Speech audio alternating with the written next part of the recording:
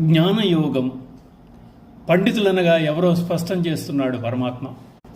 యస్య సర్వే సమారంభా కామ సంకల్పవర్జితా జ్ఞానాగ్నిదగ్ధ కర్మాణం తమాహు పండితం బుధా.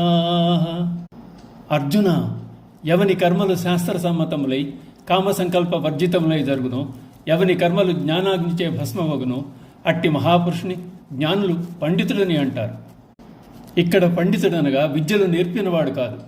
భగవంతుడి దృష్టిలో చిత్తశుద్ధి కలిగి కోరికలు లేక ఆత్మజ్ఞానం కూడి ఉండుటే పాండిత్యం. ఎవని యొక్క కర్మలు జ్ఞానాగ్ని చేత దగ్ధమైపోవునో అట్టివాడే పండితుడని భావం.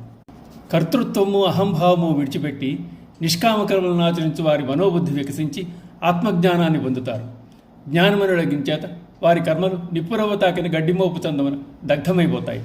అటువంటి వారే జీవన్ముక్తులు, వారే పండితులు. కావున ఇటువంటి జ్ఞాన సముపార్జనకు చిత్తశుద్ధికి కారణమైన నిష్కర్మాచరణము పవిత్రమైనది, మహత్తరమైనది. అందుచేత అహంభావంతో కూడిన సంకల్పమే బంధం, కర్తృత్వమే బంధకారణం, ఆసక్తియే బంధహేతువు. అయినా జ్ఞాని ఎన్ని కర్మలు ఆచరించినా శాంతిని పొందుతూనే ఉంటాడు.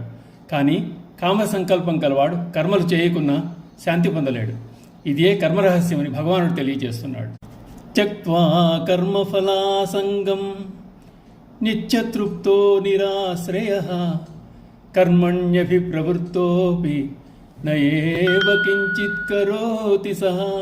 సమస్త కర్మలయందు వాటి యొక్క ఫలములందు ఆసక్తిని విడిచిపెట్టి సంసారాశ్రయరహితుడై పరమాత్మయందే నిత్యతృప్తి కలిగి ఉన్నవాడు కర్మలు చేయుచున్నప్పటికీ వాటికి కర్త కానేరడు. ఈ శ్లోకం కర్మయందు అకర్మతత్వాన్ని బోధిస్తోంది.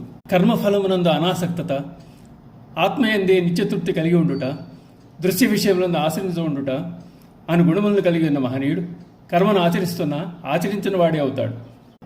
అటువంటి వారు ఫలాపేక్ష లేక కర్మ ఫలితమును ఈశ్వరార్పణము గావిస్తారు. పొందవలసింది, పొందదగింది అంతా ఆత్మయందే పొందుతారు. సర్వకాల సర్వావస్థలందు తృప్తులై ఉంటారు.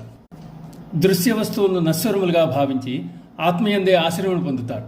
వారు ఎన్ని కర్మలు చేస్తున్నప్పటికీ వాటితో బంధం ఏర్పరచుకుంటారు. ఓం నమో భగవతే వాసుదేవాయ.